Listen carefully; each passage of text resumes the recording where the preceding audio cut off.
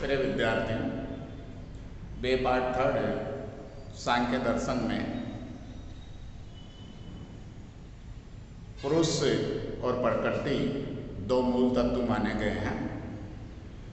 पहला जो तत्व है प्रकृति है और प्रकृति इस जड़ जगत का मूल कारण मानी जाती है।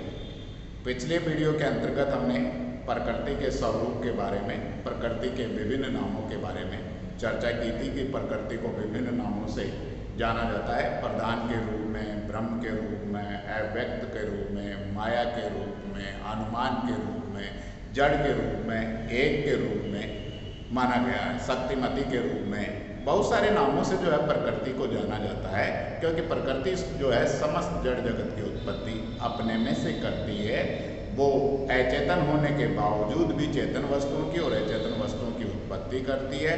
वो अव्यक्त कारण जो संसार की जितनी भी व्यक्त वस्तुएं हैं उन सब का मूल कारण के रूप में मानी जाती है। तो इस प्रकार से हमने देखा कि मूल प्रकृति जो है जड़ जगत का मूल कारण है, वो अपने अस्तित्व के लिए, अपने ज्ञान के लिए किसी अन्य की अपेक्षा नहीं करती, इसलिए उसे निरपेक्ष तत्व भी माना जाता है। तो प्रकृति के स्वरूप को देखने के बाद में हम प्रकृति के अस्तित्व की चर्चा करेंगे और प्रकृति के अस्तित्व को सिद्ध करने के लिए सांख्य कारिकाकार ईश्वर कर्षण ने सांख्य कारिका की कारिका 15 में कुछ आर्गुमेंट्स दिए हैं जिसके द्वारा प्रकृति के अस्तित्व को सिद्ध किया जाता है। तो सबसे पहले हम कारिका को देखेंगे और उसके बाद में कारिका में जो आर्गुमेंट्स दिए हैं उन आर्गुमेंट्स की एक एक करके जो हम चर्चा करेंगे। तो कारिका के अंतर्गत जो बतलाया गया है कि कारिका 15 क्या कह रही है कि भेदाना परिमाणा समन्वया शक्ति परवर्तेज। पहली लाइन में क्या कहा गया?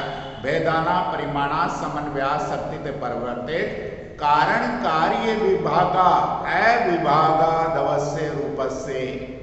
इसका तात्पर्य क्या है कि कारिका जो है ये कह रही है कि प्रकृति का अस्तित्व है किसके कारण? भेदाना परिमाणात के कारण, समन्वय की प्रवृत्ति के कारण, शक्ति की प्रवृत्ति के कारण, कारण और कार्य के भेद को लेकर और कारण और कार्य के अविभाग या तादात्म्य संबंध को लेकर प्रकृति के अस्तित्व को हम सिद्ध कर सकते हैं।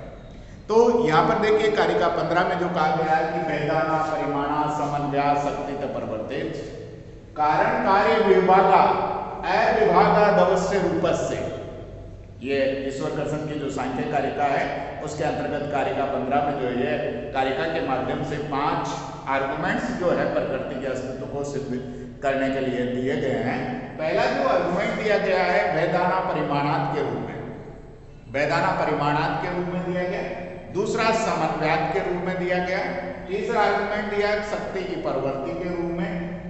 चौथा आर्गुमेंट कारण और कार्य के भेद के संदर्भ में और पांचवा आर्गुमेंट दिया है कारण और कार्य के तादात्म्य संबंध को लेकर या कारण और कार्य के अविभाग संबंध को लेकर किया गया।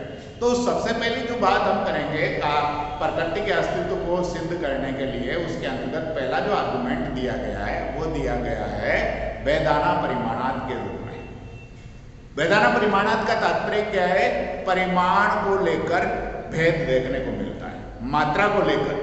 संसार की जितनी भी वस्तुएं हैं वो अणु से लेकर जो है स्थूल वस्तुओं, जो पृथ्वी पर्यंत तक की बात हम कर रहे हैं कि सूक्ष्म वस्तुओं से लेकर स्थूल वस्तुएं जितनी भी है उनमें छोटी और बड़ी का अंतर देखने को मिलेगा।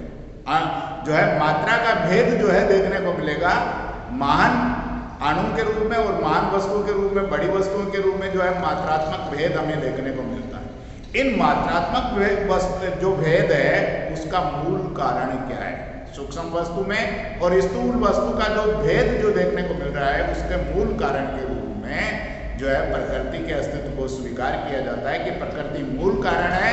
वह जो है सूक्ष्म वस्तु का निर्माण भी करती है और स्थूल वस्तु का निर्माण भी करती है। तो जो भेद जो किया जा रहा है उस भेद का जो मूल कारण माना जाता है प्रकृति के रूप में माना जाता है और उसी रूप में प्रकृति का स्वतंत्र अस्तित्व माना जाता है।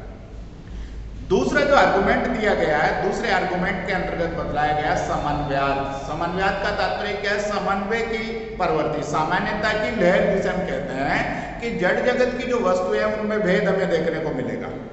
जड़ जगत की वस्तुएं जो है भिन्न भिन्न रूपों में हमें देखने को मिलती है, लेकिन उनमें एक समन्वय की लहर है, उनमें एक सामान्यता की लहर है और उस सामान्यता की लहर के कारण जो है प्रकृति के अस्तित्व को सिद्ध किया जाता है। फॉर एग्जाम्पल के लिए मिट्टी के जितने भी बर्तन बनाए जाएंगे, मिट्टी के जितने भी जो है बर्तन बनाए जाएंगे या उपकरण बनाए जाएंगे, उन सब में एक सामान्य जो गुण में देखने को मिल रहा है वो मिट्टी है। उसी प्रकार से स्वर्ण धातु के द्वारा बहुत सारे जो है हम गहनों का निर्माण करते हैं और बहुत भिन्न भिन्न नामों से उनको जानते हैं।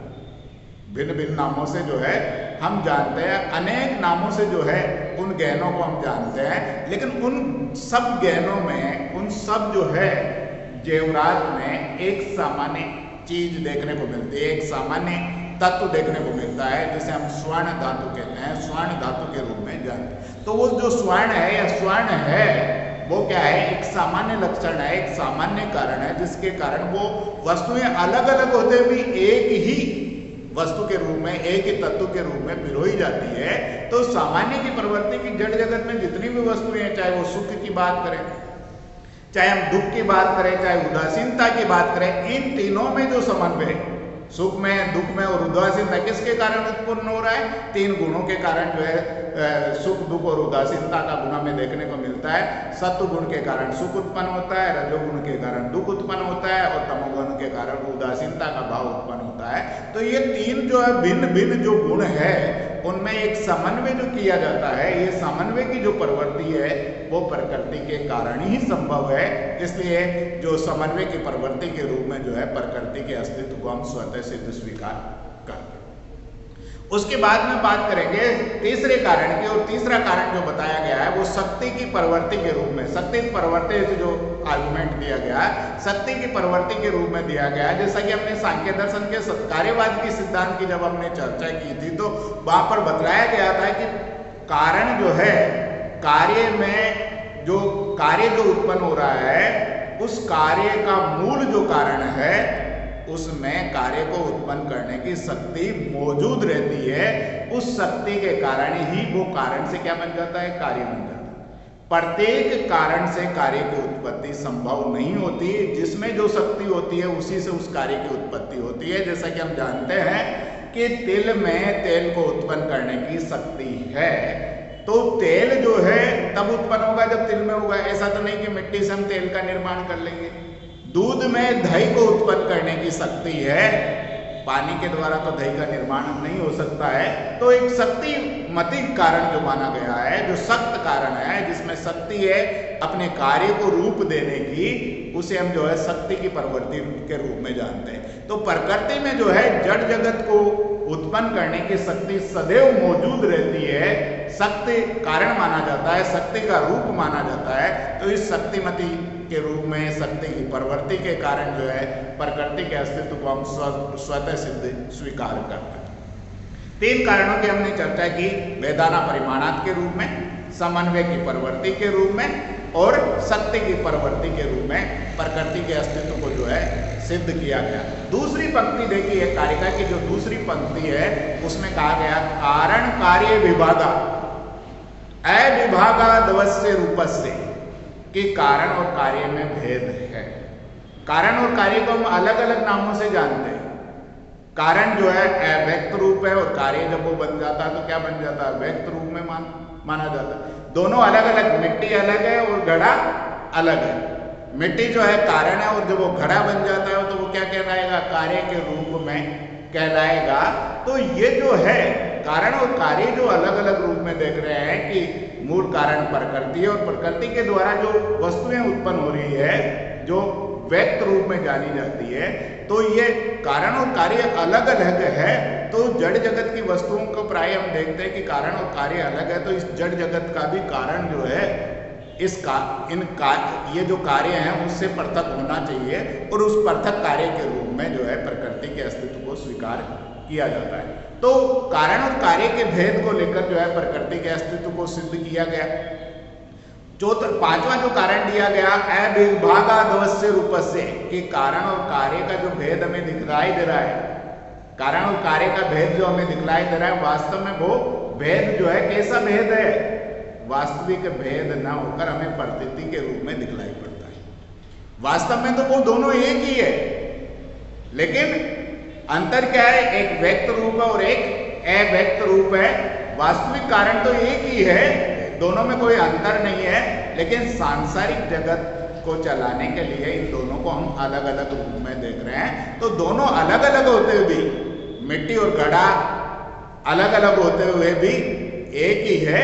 तो इस प्रकार से हम देख रहे हैं कि दोनों में एक आइडेंटिकल रिलेशन, एक तादात्म्य संबंध जड़ जगत की वस्तु में और प्रकृति जो उनका कारण है उसमें एक तादात्म्य संबंध दिखलाई पड़ रहा है, जिसके कारण जो है अविभाग का संबंध कहते हैं या तादात्म्य का संबंध हमें दिखलाई पड़ता है।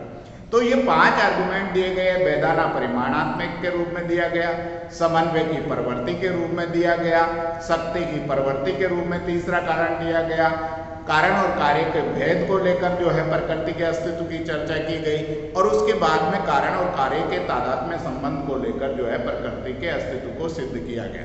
तो इस प्रकार से 5 आर्गुमेंट्स के द्वारा कारिका 15 में प्रकृति के अस्तित्व को स्वतः सिद्ध स्वीकार किया गया है कि प्रकृति का अस्तित्व स्वतः सिद्ध है, चाहे वो परिमाणों के भेद को लेकर हो, चाहे समन्वय की प्रवृत्ति को लेकर हो, चाहे शक्ति की प्रवृत्ति को लेकर हो, चाहे कारण और कार्य के भेद को लेकर हो, चाहे दोनों में एक तादात्म्य संबंध को लेकर। तो प्रकृति का अस्तित्व जो है इन आर्गुमेंट्स के द्वारा सिद्ध किया गया, और प्रकृति का अस्तित्व सिद्ध होने के कारण जड़ जगत का जो मूल कारण माना जाता है वो प्रकृति को ही माना जाता है। और प्रकृति जो है मूल तत्व है, सांख्य दर्शन का पहला तत्व है, और दूसरा तत्व की जो चर्चा अपन करेंगे वो पुरुष के रूप में करेंगे।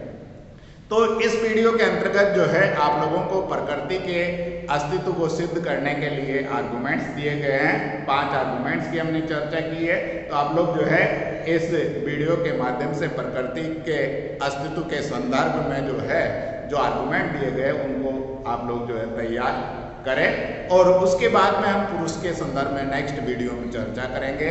पुरुष का स्वरूप क्या है, उसका अस्तित्व क्या है, उसकी अनेकता है या एकता है, दोनों में अंतर क्या है, पुरुष और प्रकृति में अंतर क्या है, दोनों में रिलेशन क्या है, इन सब के बारे में भी चर्चा जो है हम करेंगे अगले वीडियो के अंतर्गत। तो आप नियमित रूप से जो है इन कक्षाओं का लाभ उठाए, और जो वर्तमान में जो महामारी जो चल रही है उसका बचाव आप रखें। सदैव जो है जब भी आप बाहर जाते हैं तो मास्क का प्रयोग करें, भीड़ भाड़ के स्थान में जाने से बचें, क्योंकि ये महामारी है, इसका कोई अभी इलाज नहीं है। हम अपनी सावधानी के द्वारा ही जो अपना बचाव कर सकते हैं। तो आप लोग जो इन बातों का ध्यान रखें। धन्यवाद।